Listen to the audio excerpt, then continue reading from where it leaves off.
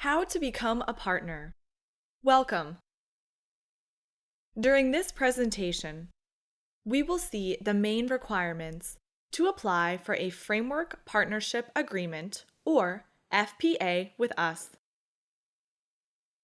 With an overview of the relevant supporting documents, we will go through the steps of the application and the logic behind them. Introduction. Our European Commission's Humanitarian Aid and Civil Protection Department, ECHO, was created in 1992 as an expression of the European solidarity with people in need all around the world. In 20 years, we have provided 14 billion euros of humanitarian assistance to victims of conflict and natural disasters. We do not intervene directly in the field. The implementation of humanitarian aid actions is our partners' responsibility. The organizations eligible to become our partners are selected among non-governmental organizations, international organizations, United Nations relief agencies, and European Union member states' specialized agencies. In this presentation, we will focus only on the application procedure for NGOs. In order to submit proposals and accede to our funds, NGOs should have signed a Framework Partnership Agreement, or FPA, with us. Therefore, not all NGOs can apply for our funds. The essential condition is to have already signed this agreement. In order to sign the FPA, applicants should meet a variety of criteria and go through an application procedure. We will analyze them both in detail later. What is the FPA? The FPA contains the legal provisions applicable to the humanitarian actions we finance.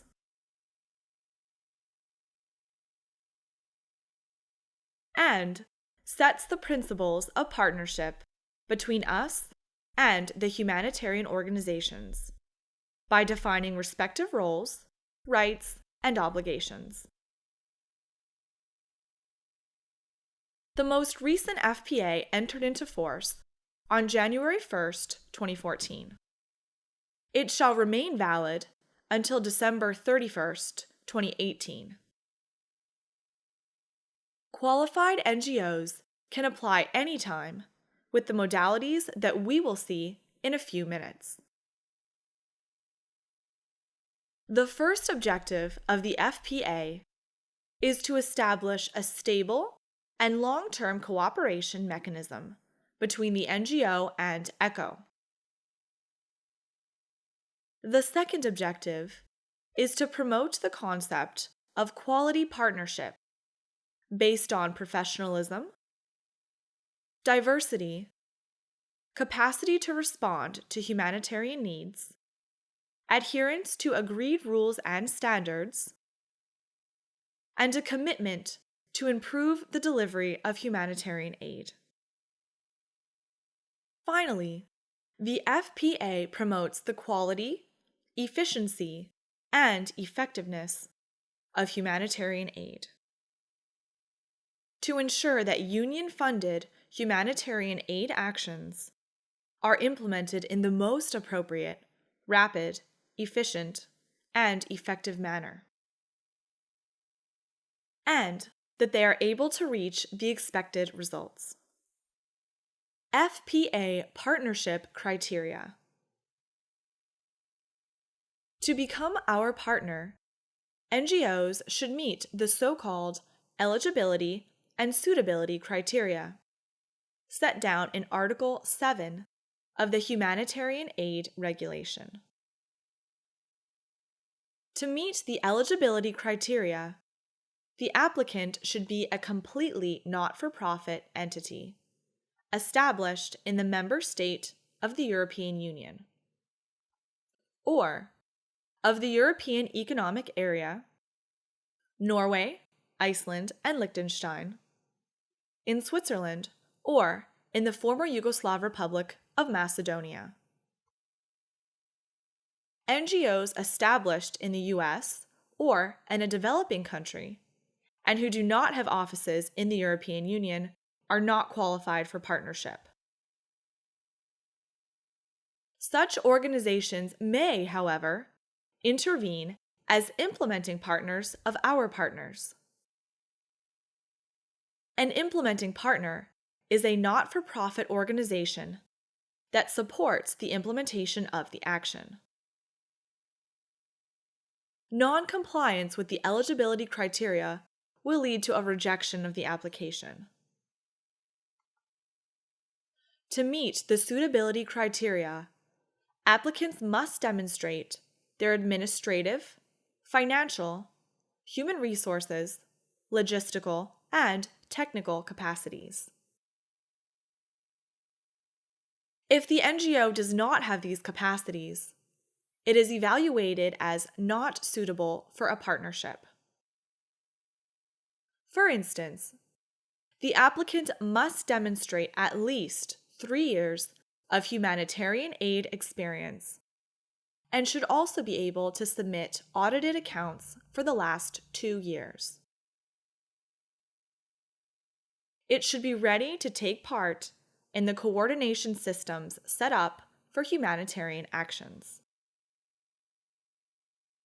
Now we will see the practical requirements for an NGO to be a partner, and some examples of the questions posed to the applicant during the application procedure. Regarding its administrative capacity, the applicant is asked, among other questions, if it has a formal supervisory body and how it ensures segregation of duties between departments. Regarding its financial capacity, the applicant has to provide its annual statutory accounts for the last 2 financial years, certified by an approved external auditor, demonstrating that it had a positive, unrestricted net equity during this period. Questions on human resources capacity refer, among other issues, to the existence of at least 3 full-time equivalent staff and of security assessments and protocols to protect staff in dangerous environments.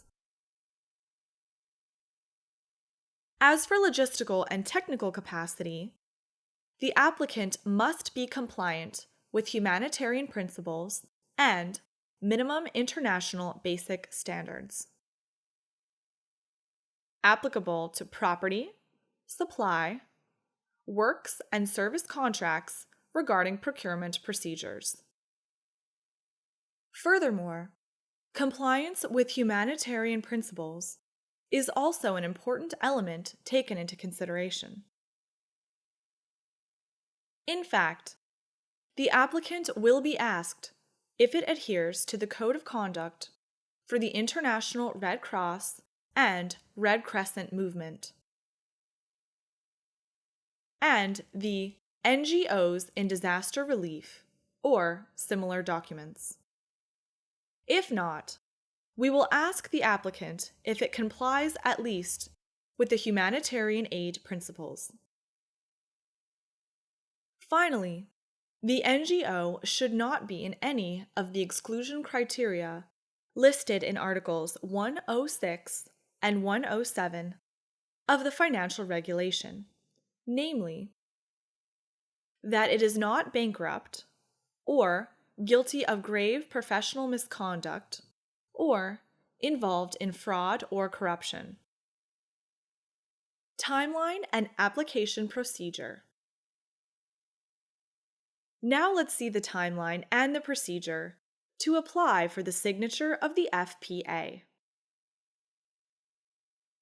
The application period started on 30th September 2013 and will remain open until 12 months before the expiry of the current FPA on 31st December 2018.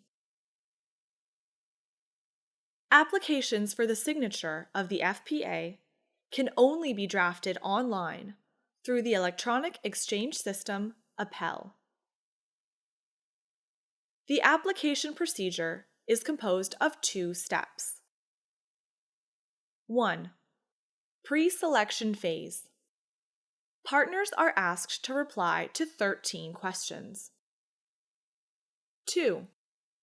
If the result of the pre-selection is positive, partners are invited to fill in a detailed questionnaire on eligibility and suitability criteria.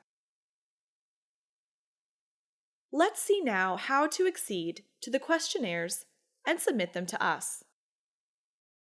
In the first phase of the application, the applicant needs to take the following steps.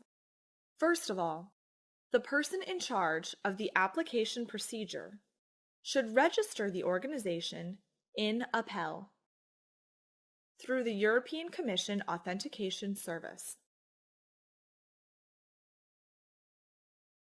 Choose the language of the application, English or French. Choose the type of the application, niche or non-niche, whereby niche organizations provide support and capacity building activities necessary for the implementation of a program or an action.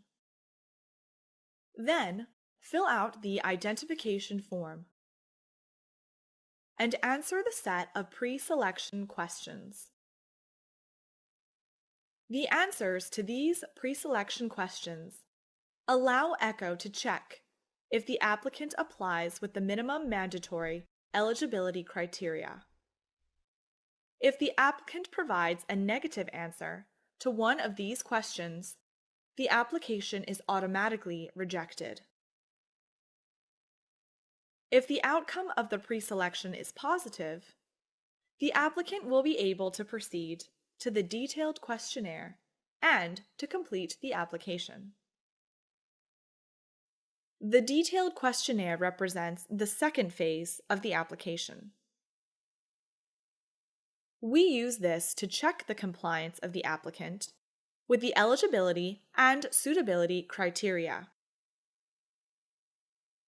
During this phase, the applicant also submits supporting documents, such as the organization chart, the code of conduct, the administrative procedures, and so on. Once the applicant answers all questions and uploads all the requested documents, it will be able to submit its application together with the confirmation of the veracity and completeness of the provided information. After the submission of the application, no further modification will be possible. The information provided within Phase 1 and Phase 2 constitutes the formal application for the signature of the FPA.